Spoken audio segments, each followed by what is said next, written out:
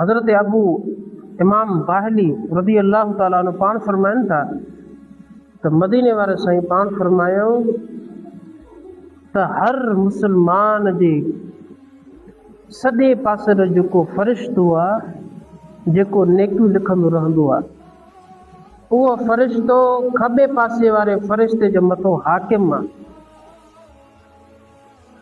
उहो हाकिम आहे, उन जे हुकुम मुताबिक़ कमु हलंदो, वधीक फज़ीलत वारो आहे।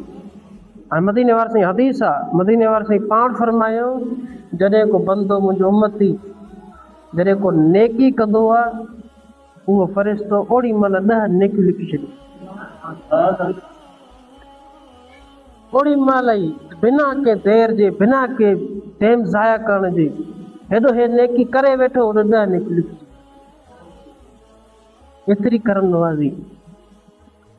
वरी पाण फरमायो अगरि मुंहिंजे उम्मती को भुलिजी पियो गुनाह करे वेठो त हाणे उहो जेको फ़रिश्तो सॼे पासे वारो उहो हुनखे रोकींदो, हाली सब्र कर, हाली गुनाह न लिखजांइ। त हो चवंदो यार छो गुनाह कयो अथई त गुनाह त लिखार, हेॾो गुनाह असां इर्तिकाब कयो अथई, गुनाह करे वेठो आहे त मां गुनाह न लिखां। सॼे पासे वारो चवंदो हाली सब्र कर। रवायत में अचे थो त 7 घड़ियूं उहो फ़रिश्तो हुन खां सब्र कराईंदो रहंदो आहे। 7 घड़ियूं पाण फरमाइनि था त उहो सब्र कराईंदो रहंदो आहे, हुनखे रोकींदो रहंदो आहे।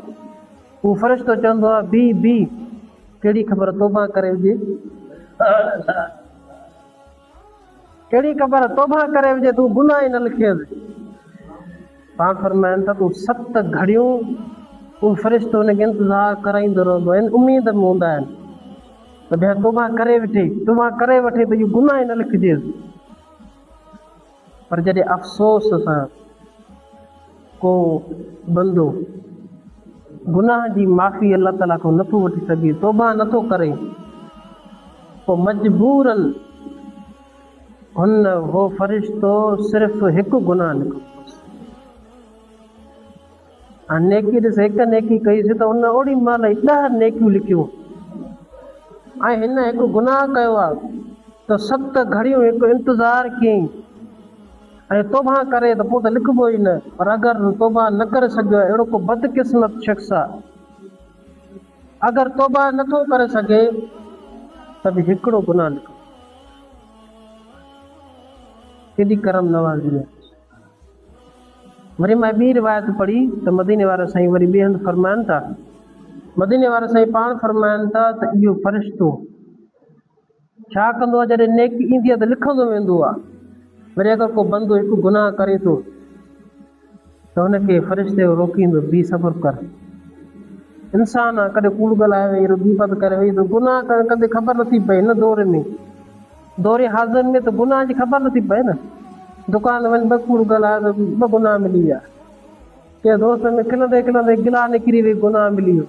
कंहिं गार अची वई, वात में गुनाह। मन हिन दौर में त गुनाह त ख़बर नथी पए, ॼण सवाब था कयूं।